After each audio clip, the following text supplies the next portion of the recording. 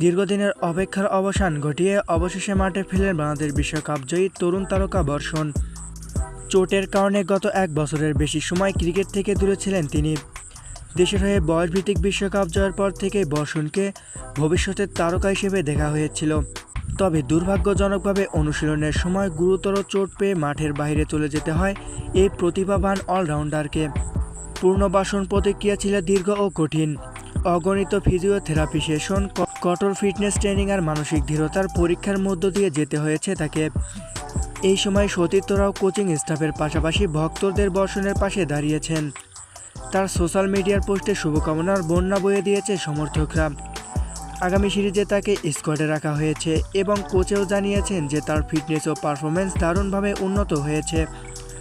বর্ষণের ফিরে আসা শুধু দলের শক্তি বাড়াবে না, বরং তরুণ ক্রিকেটারদের জন্য বড় অনুপ্রেরণা হবে।